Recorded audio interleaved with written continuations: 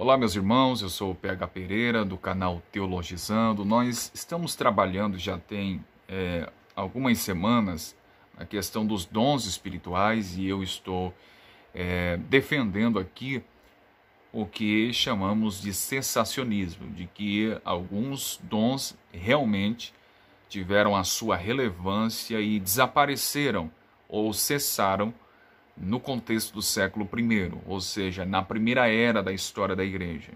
Tiveram a sua relevância e o seu propósito para um tempo específico na história e no período da igreja. E para o vídeo de hoje, eu gostaria de pensar, juntamente com vocês, acerca do dom da profecia. Tá? Há profetas ainda hoje, esses supostos profetas que andam por aí, entregando as suas supostas mensagens, supostamente vindo da parte de Deus. Esses profetas são realmente enviados de Deus? Eles realmente falam em nome de Deus? As suas profecias, que eu gosto de usar o termo profefrias, porque acreditar nelas é entrar numa enrascada e numa fria sem tamanho. Então, essas profefrias, eu sei que eu estou falando, meu irmão. Não vem para cá um comentário. Eu já vou logo, na introdução, já vou logo rasgando o verbo. Às vezes eu tento me conter, mas eu não consigo. Não vem para cá nos comentários. Existem alguns engraçadinhos, Ah, não, você é um incrédulo, porque existiu a irmãzinha Sapatinho de Fogo, que falou isso e aquilo e de fato se cumpriu. Não vem pra cá com essas lorotas, porque eu vivi nesse meio pentecostal e todas as profefrias, que falavam supostamente em nome de Deus, os supostos profetas, nenhuma delas se cumpriram. Eu vou contar apenas um caso rápido. Existia na minha igreja, que eu nasci na Assembleia de Deus, tá? A Assembleia de Deus da Missão, tá? Existem pessoas que dizem, eu acho que tu veio do neopentecostalismo. Não falo que tu não sabe, meu camarada. Então, na Assembleia de Deus da Missão, aquela mesmo que faz parte do pentecostalismo clássico, nessa Assembleia de Deus, existiu um senhor que por muitos anos ele entregava suas profecias, e era respeitado também. Eu sempre respeitei ele, afinal era um senhor, eu tenho pai também, e eu respeito qualquer um, que seja um senhor, que seja alguém mais velho. Aliás, eu respeito todo mundo, tá bom? Mas eu sempre respeitei ele, tinha um enorme respeito e carinho por ele. Mas uma vez ele chegou para mim e disse assim, eu estava de joelhos no banco, da igreja, todo mundo conhece, todo mundo chega, senta, e ajoelha e vai orar, e ele chegou para mim e disse, cuidado, porque no teu colégio eles vão te oferecer cigarro. Aí eu parei, pensei, eu pensei, poxa vida, mas oferecer cigarro para mim, porque eu não gosto, não é uma coisa assim que eu sou tentado. Todo mundo tem uma área que é tentado, E se existe uma coisa que eu não sou tentado, é na questão do fumo. Então eu pensei, poxa vida, E passou, estudei, passei, saí do colégio e até hoje estou esperando alguém vir me oferecer um cigarro para mim fumar. Mas observe que ele disse, no teu colégio, ele não disse em outro lugar. Eu já saí do colégio tem muito tempo. Então percebe, todas elas fracassaram, falharam, eram falíveis, falsas e tolas. Tá bom? E esse é um outro equívoco, como realmente evidenciando que é tudo falso, porque quem foi que disse que fumar é pecado? É claro, o vício. A Bíblia sempre aponta o vício como sendo algo que não é vinculado com a conduta cristã. Uma pessoa viciada, seja em cigarro, seja em filme, seja em celular, seja em chocolate, enfim, não se harmoniza com o caráter cristão. Agora, o que tem a ver se eu, porventura, de fato, realmente viesse a ter fumado alguma coisa? É porque percebe que isso é na cabeça de um pentecostal, que fumar cigarro é pecado. Então, mais uma vez, demonstrando a sua falha. Porque a Bíblia, em momento algum, diz que fumar é pecado. Né? Então, enfim, vamos lá. Só tratando uma questão aqui bem rapidinho. Falando sobre profetas. Quando nós olhamos para a Escritura e nós percebemos a palavra de Deus, percebemos o ministério dos apóstolos, nós percebemos que há uma relação ou uma semelhança muito grande, tá bom? Dos apóstolos, e obviamente eu estou falando aqui daquele grupo dos 12, tá? Do grupo dos 12, chamados e vocacionados por Jesus. Há uma relação muito grande dos apóstolos do Novo Testamento com os profetas do Antigo Testamento. Percebe? Eu vou repetir. Há uma relação muito grande dos apóstolos do Novo Testamento com os profetas do Antigo Testamento. Se você pegar o significado da palavra apóstolo, o que significa apóstolo? Apóstolo tem como um significado, um dos, né? Enviado. Né? A palavra apóstolo significa enviado. De fato, eles foram realmente enviados por Jesus. Né? E aí você vai para o Antigo Testamento e pega os profetas do Antigo Testamento. Por exemplo, Moisés, Êxodo capítulo 3. O encontro que Moisés teve com o Senhor lá no Sinai, uma sarça que constantemente ardia pegando fogo, lembra, né? E quando Deus está dialogando com Moisés, no meio da sarça, o Senhor diz para Moisés, vai e enviar-te-ei a Faraó. Note, enviar-te-ei. A palavra apóstolo significa enviado. Aí você pega o profeta do Antigo Testamento e Deus diz para Moisés, que era um profeta, enviar-te-ei a Faraó. Significa dizer que Moisés, como um profeta, era alguém vocacionado, escolhido e chamado por Deus de ter uma incumbência, uma tarefa muito grande, de ser enviado, de ir até Faraó e convencer o rei. Quer ver um outro exemplo? Isaías, capítulo 6. Quando ele tem um encontro com o Senhor lá no templo. Quando ele diz, no ano em que morreu o rei Uzias, eu vi o Senhor assentado sobre um alto e sublime trono e o seu séquito enchia o templo. Estão lembrados, né? De repente, Isaías ouve a voz de Deus trovejando. A quem enviarei e quem há de ir por nós? Note, a quem enviarei. Neste interim, Isaías responde à pergunta, eis-me aqui, envia-me a mim. Percebe? Significa que como profeta, Isaías era alguém que deveria de ser enviado por Deus. Jeremias, no capítulo 1 do seu livro, da mesma forma, Deus declara ao profeta dizendo, enviar-te-ei às nações. Percebe? Enviar-te-ei. Os apóstolos do Novo Testamento, por sua vez, também foram enviados. Significa dizer que os apóstolos do Novo Testamento, eles substituíram os profetas veterotestamentários. Os profetas do Antigo Testamento tinham propósitos e chamadas específicas. Tinham encontros maravilhosos, espantosos e extraordinários com Deus. Você pega o ministério dos apóstolos. Todos os apóstolos do Novo Testamento tiveram também encontros espantosos e extraordinários com Jesus. Todos eles. Eu vou destacar um apóstolo aqui. O apóstolo Paulo. Atos capítulo 9, no caminho de Damasco, Jesus aparece para ele e ele tem aquele encontro espantoso e extraordinário com Jesus. E ele cai por terra. Uma luz fulgurante aparece para Saulo. E olha que chamada e que encontro maravilhoso.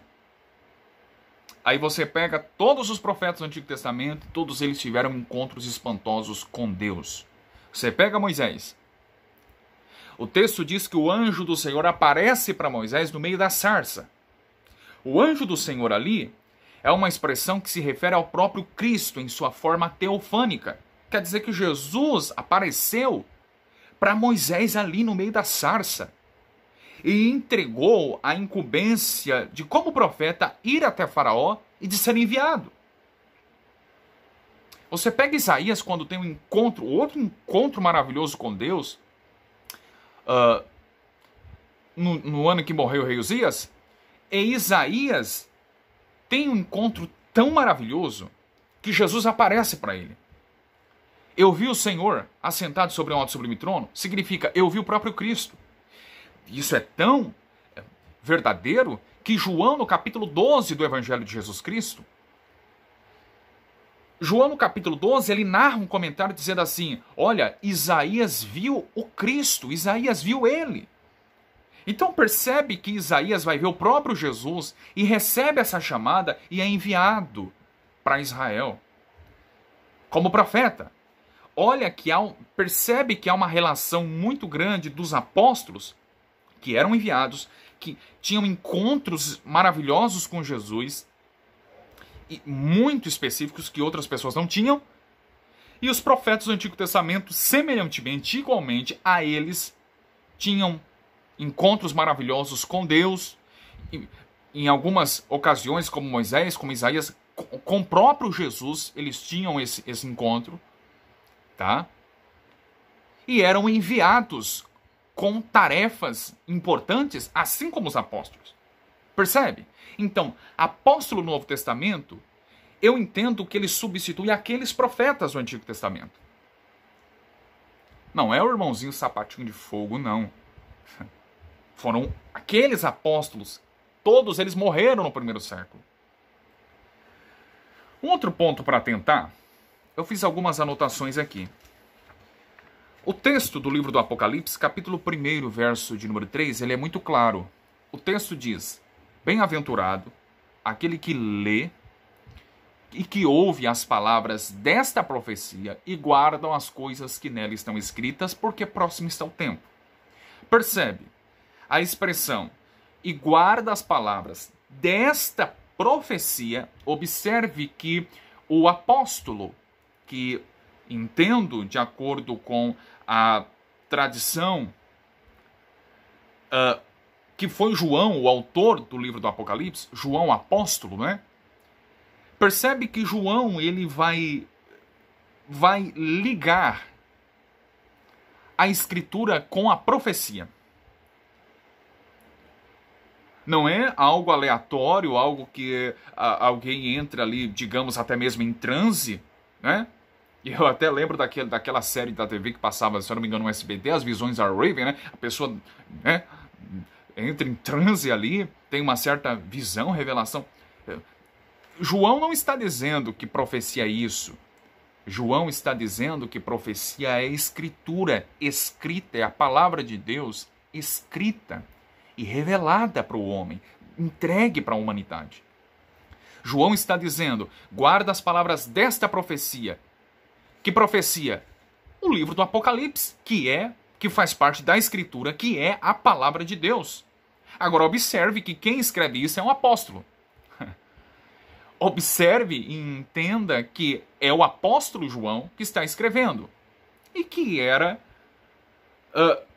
capacitado, revestido com o dom da profecia. Percebe? Agora, eu preciso destacar um ponto interessante, e é necessário eu conferir na Escritura, é que existem algumas pessoas que entendem que profecia na igreja primitiva era a exposição da palavra de Deus. Era um expoente da Escritura que abria a Escritura e, obviamente, o Antigo Testamento, né, que a igreja primitiva tinha acesso no primeiro século, né? Então alguém abria a Escritura do Antigo Testamento e explanava e fazia comentários à Escritura. Alguns entendem, até mesmo dentro do campo reformado, que profecia, no contexto da igreja primitiva, era a pregação, era a exposição da palavra. Eu não entendo dessa forma.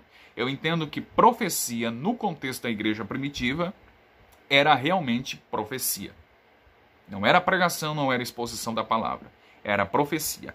Há uma distinção que a própria Escritura nos dá da profecia, do ensino ou da pregação, né? Há essa distinção. A Bíblia não coloca no mesmo pacote a profecia, dizendo que a profecia é ensino ou a pregação. Observe no capítulo 12 da carta aos Romanos, deixa eu verificar o texto, versos de números 6 e 7. O texto diz: de modo que, tendo diferentes dons, segundo a graça que nos é dada, se é profecia, presta atenção aqui, se é profecia, seja ela segundo a medida da fé. Agora olha o verso 7. Se é ministério, seja em ministrar. Se é ensinar, haja dedicação ao ensino. Observe que há uma distinção aqui entre profecia e pregação ou ensino. Na carta aos Efésios, no capítulo de número 4, verso de número 11, o apóstolo Paulo diz assim. Carta aos Efésios, capítulo 4, verso 11. E ele quem? Jesus, né? Ele mesmo deu uns para apóstolos e outros para profetas, e outros para evangelistas, e outros para pastores e doutores.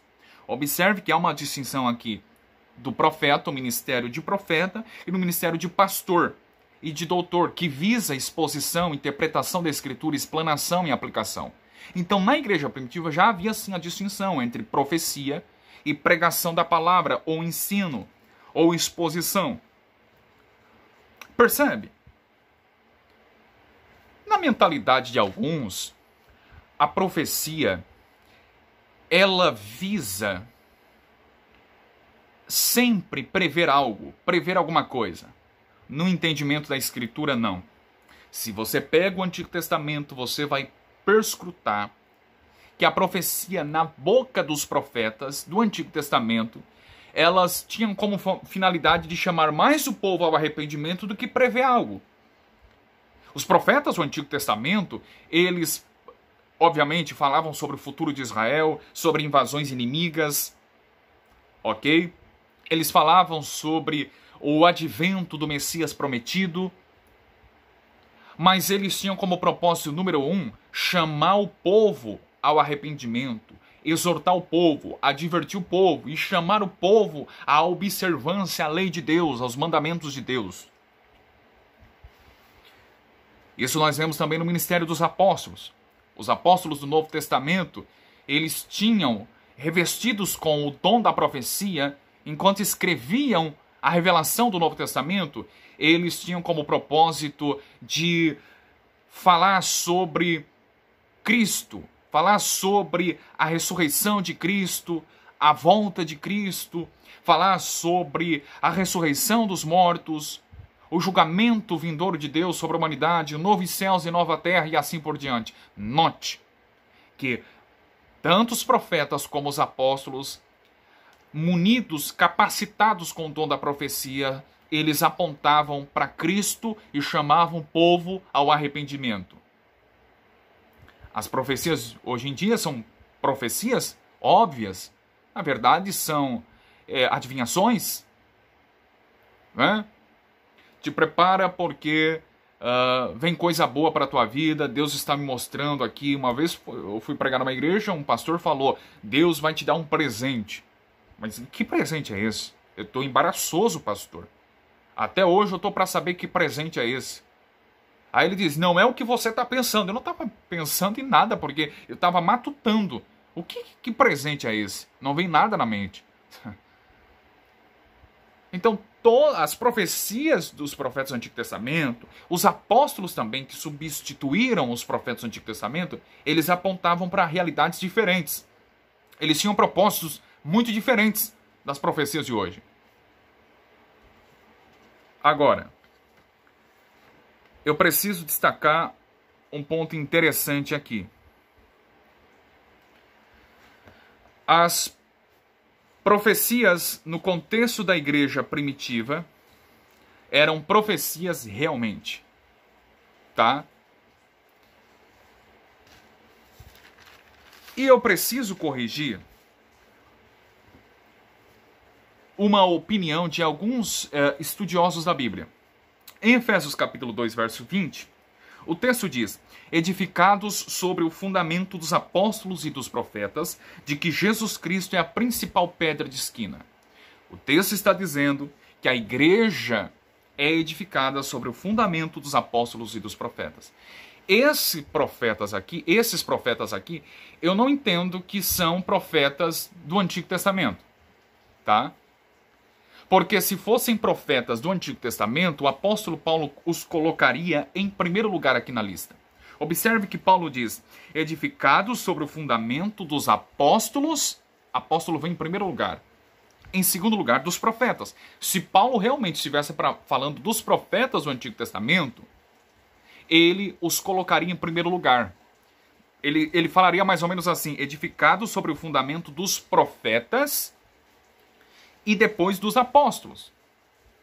Ok? Para ser coerente, mas Paulo coloca apóstolos em primeiro lugar, indicando, portanto, que a igreja foi edificada sobre o fundamento daqueles profetas ainda que eram capacitados por Deus com o dom da profecia. Isso é ratificado ainda por Paulo no capítulo 4, verso de número 11 da sua carta ainda aos Efésios, dizendo que Jesus deu uns para apóstolos e outros para profetas. Observe que, mais uma vez, ele coloca profetas em segundo lugar. Não é os profetas do Antigo Testamento. Porque se assim fosse, ele os colocaria em primeiro lugar e ele coloca apóstolos aqui. Porque, obviamente, os apóstolos, digamos, eram superiores àqueles profetas na igreja de Corinto, por exemplo. Ok? Então ele coloca os apóstolos em primeiro lugar porque eles eram superiores a esses profetas que ainda recebiam revelações transitórias no período da igreja primitiva. Não são os profetas do Antigo Testamento aqui, porque o texto diz que ele fala que Jesus sobe aos céus, desde o verso de número 8, verso 9 e 10. Depois ele diz que quando ele é assunto aos céus, ele dá dons para os homens, como apóstolos e profetas, evangelistas e assim por diante. Note que Paulo está falando que Jesus sobe e delega dons. Ele não está falando dos profetas do Antigo Testamento. Porque se assim fosse, ele não diria que Jesus primeiro é assunto e depois dá dons como profetas. Percebe? Ele está falando que primeiro Jesus sobe aos céus, assunta aos céus e delega dons como profetas para a igreja. Agora observe, meus irmãos,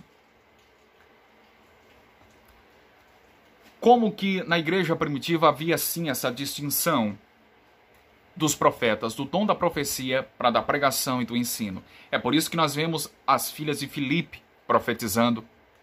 É por isso que nós temos em Atos capítulo 11, deixa eu conferir aqui, Ágabo profetizando, capítulo 11 do livro de Atos, verso de número 28.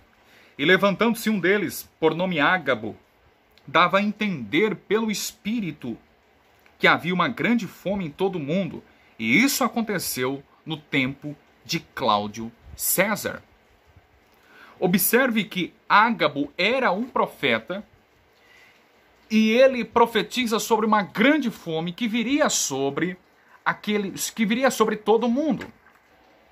Mas note que o Ágabo aqui, em momento algum, ele usa expressões do tipo assim diz o Senhor, ou veio sobre mim a palavra do Senhor, como os profetas do Antigo Testamento faziam.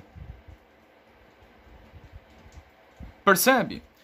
Note também que no verso anterior, isto é, o verso de número 27, o texto diz: e naqueles dias desceram profetas de Jerusalém para Antioquia. Então observe que profetas desceram de Jerusalém para Antioquia. E quando chegaram em Antioquia, o texto diz que Ágabo, ele deu a entender pelo Espírito. Ele não diz, assim diz o Senhor, assim diz o Senhor Jeová, tá? Diz o texto, Lucas narra dizendo que ele deu a entender pelo Espírito que havia uma grande fome em todo o mundo.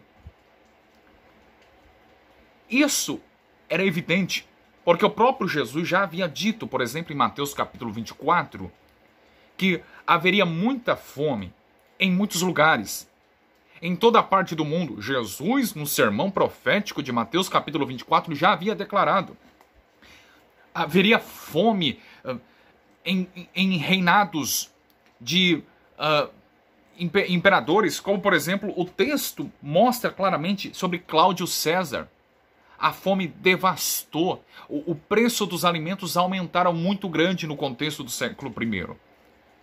Então Ágabo, ele só vai confirmar o que Jesus já havia dito antes. É por isso que não é o caso de Ágabo aqui, mas veja, é por isso que as profecias hoje, elas não se sustentam. Porque alguém vem e grava um vídeo e põe no YouTube dizendo assim: olha, eu estou vendo uma grande catástrofe que vai abalar o mundo. Eu estou vendo e Deus me mostrou em visão, em revelação, orando na madrugada, que haverá uma grande fome sobre o Brasil. Pô, mas isso não é novidade. Porque a tendência é essa. O mundo sempre passou por intempéries, sempre enfrentou adversidades. Isso não é preciso ninguém falar, todo mundo está careca e ciente de saber. Percebe? Eu não preciso que alguém venha supostamente em nome de Deus, e é claro, eles têm que falar, eu venho em nome de Deus, porque aí lança o temor e o respeito nas pessoas.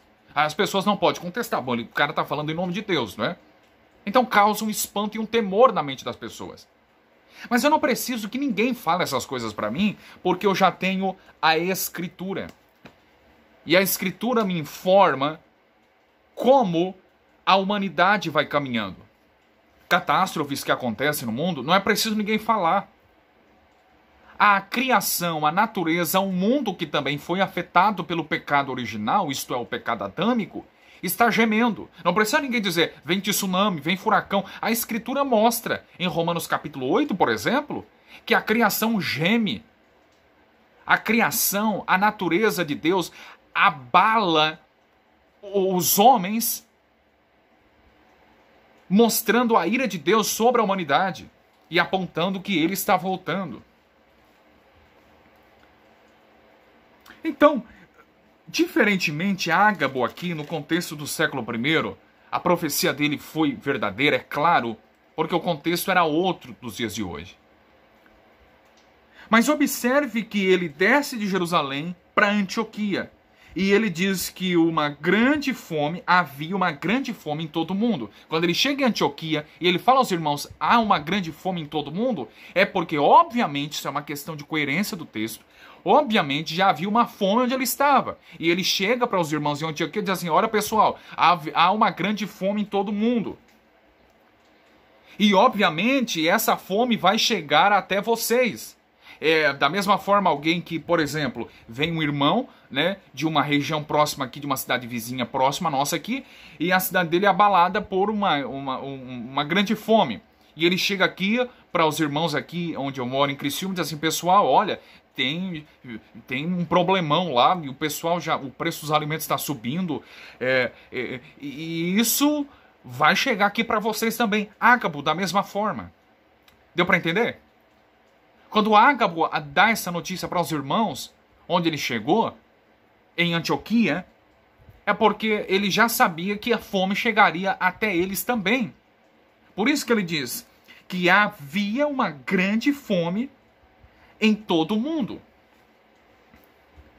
E é por isso que no verso de número 29, os discípulos determinam que cada um pudesse ajudar e mandar socorro aos irmãos que habitavam na Judeia, para suprir as necessidades daquele povo lá.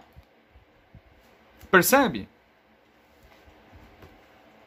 Então, entender que Ágabo serve como um paradigma, como reflexo, como modelo, e para criar aqui o exemplo de Ágabo como doutrina, para dizer, tem profecia assim, olha lá Ágabo. Né? Olha uma outra ocasião, Ágabo vai lá e profetiza para Paulo o que aconteceria com Paulo, mas observe, foi casos específicos, em ocasiões específicas.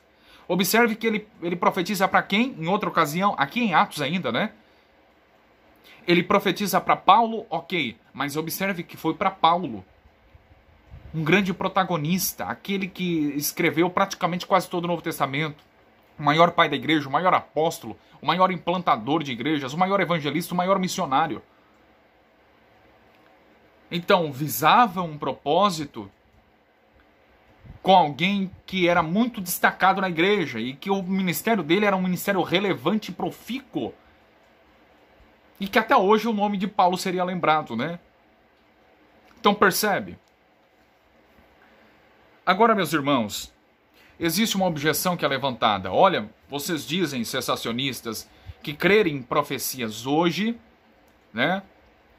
Em profecias hoje é negar a suficiência da Escritura. É dizer que não estou satisfeito com a Bíblia.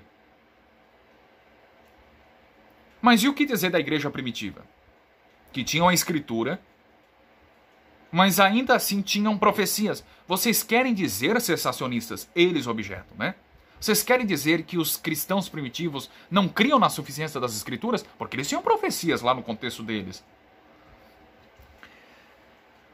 Em primeiro lugar, precisamos atentar que a igreja primitiva não tinha ainda a Bíblia completa. É o primeiro ponto. O cânon completo não estava fechado.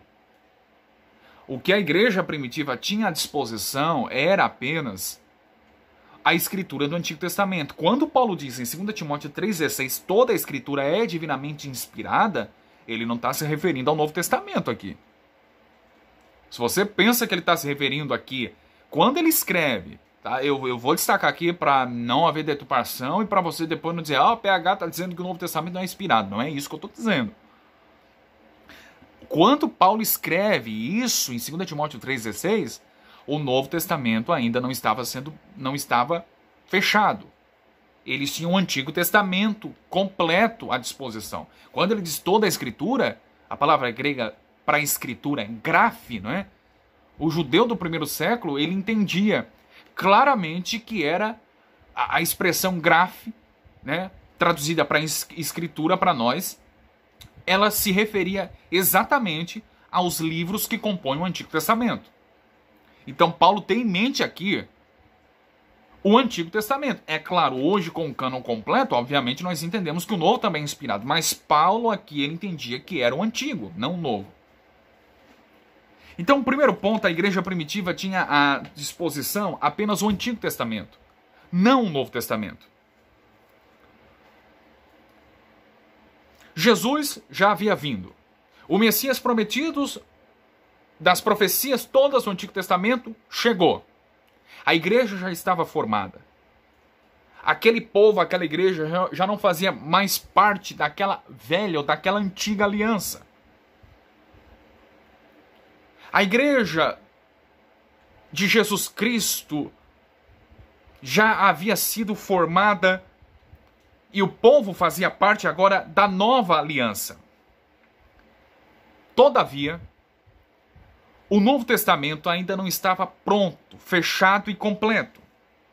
A revelação plena da verdade de Jesus Cristo ainda não havia sido entregue ou dada, conforme a carta aos Hebreus, olha que texto interessante, declara, no capítulo 2, verso de número 3. Veja o que diz a carta aos Hebreus, capítulo 2, verso de número 3. Como escaparemos nós se não atentarmos para uma tão grande salvação, a qual, começando a ser anunciada pelo Senhor, foi-nos depois confirmada pelos que a ouviram? Percebe que o texto está dizendo que a revelação de Jesus Cristo foi confirmada pelos que a ouviram. Ou seja, a igreja primitiva ainda não tinha o Novo Testamento completo. Eles não tinham a completude da revelação da graça e da verdade de Jesus Cristo por meio de escritos. Apenas o Antigo Testamento. E, obviamente, uma geração inteira de crentes do primeiro século, eles não poderiam viver isolados da graça e da verdade, esperando o fechamento, o encerramento do cânon do Novo Testamento. E nesse interim, o que o Espírito Santo faz? Ele vai entregando, outorgando, delegando dons, revelações transitórias para a igreja, que o Espírito Santo ia levantando e entregando aos apóstolos especialmente, conforme o Evangelho segundo João, capítulo 14, verso de número 26. Jesus diz sobre o Espírito Santo: mas aquele Consolador, o Espírito Santo, que o Pai enviará em meu nome, esse vos ensinará todas as coisas e vos fará lembrar de tudo quanto vos tenho dito. Jesus está dizendo que quando o Espírito Santo viesse, ele capacitaria os apóstolos que escreveram o Novo Testamento, né, para fazer com que eles se lembrassem de tudo quanto Jesus havia dito. Agora note bem, como é que eu sei que o Novo Testamento é inspirado bem como o Antigo? Porque Jesus promete que o Espírito Santo inspiraria os apóstolos. Faria com que os apóstolos se lembrassem. Percebe? De tudo quanto Jesus havia dito para eles. Então, nesse contexto, enquanto os apóstolos, sob inspiração divina, eles escreviam e trabalhavam, promulgavam o Novo Testamento e trabalhavam na conclusão, no término, no encerramento e no fechamento dele, o Espírito Santo levantava profetas com revelações transitórias para aquele contexto da igreja primitiva. Era necessário e a realidade era muito diferente dos dias de hoje. Então a igreja primitiva não negava a suficiência das Escrituras, até porque eles ainda não tinham o Novo Testamento pronto. Então o Espírito Santo delegava dons e revelações para aqueles apóstolos, como por exemplo é dito em 1 Coríntios 11, por exemplo, sobre mulheres que oravam e profetizavam na igreja. Não é que elas pregavam na igreja ou ensinavam na igreja, porque isso foi dado ao homem, a incumbência de ensinar. Tá bom? Elas profetizavam porque recebiam revelações. E é claro, os crentes precisariam dessa revelação da graça de Jesus Cristo, da verdade. Eles não poderiam ficar simplesmente apenas com o Antigo Testamento. Eles aguardavam ainda toda a plena revelação de Jesus Cristo através dos escritos dos apóstolos. E dessa forma, então, o Espírito Santo usava profetas com revelações enquanto o Novo Testamento estava sendo escrito. Tá bom? Textos. E aí se harmoniza, por exemplo, textos como o livro do profeta Joel, capítulo 2, verso 28, quando Joel diz assim: e há de ser que depois derramarei meu espírito sobre toda a carne, vossos filhos e vossas filhas profetizarão, vossos velhos terão sonhos e vossos jovens terão visões. É aí que esse texto se harmoniza com o contexto da igreja primitiva. Não é pegar esse texto de Joel 2,28 e dizer, esse texto é o cumprimento para os últimos dias. Olha, o Joel profetizou que nós teríamos sonhos, teríamos visões, teríamos profecias. A profecia de Joel está lá. Aí você pega o dia de Pentecostes, em Atos capítulo 2, e você percebe quando Pedro vai expor a Escritura, e ele vai citar Joel, inclusive, e ele vai dizer, esses homens aqui não estão embriagados como vocês estão aí criticando e julgando. Sendo esta 9 horas da manhã. O judeu não bebia assim tão cedo. O judeu poderia ficar de ressaca da noite anterior. Mas beber 9 horas da manhã, eles não faziam isso. Eles não ficavam embriagados por causa do período de oração dele. 9 horas da manhã, meio-dia e 3 horas da tarde. E ele diz assim, Pedro está dizendo, olha, eles não estão embriagados como vocês estão dizendo. Mas isso é o que foi profetizado por Joel. Esse é o derramar do Espírito prometido por Joel. Que os vossos filhos e vossas filhas profetizarão. Percebe que Pedro está dizendo o que Joel disse. Joel diz, e há de ser que depois derramarei meu Espírito. Pedro não usa o termo depois que Joel profetiza. Pedro pega o depois de Joel e usa a expressão nos últimos dias derramarei meu Espírito. Pedro faz isso porque ele entende que o depois de Joel era aqueles últimos dias. E os últimos dias não é como alguns sustentam por aí. Irmãos, nós estamos vivendo os últimos dias. Não. Os últimos dias foi lá atrás do contexto da igreja primitiva.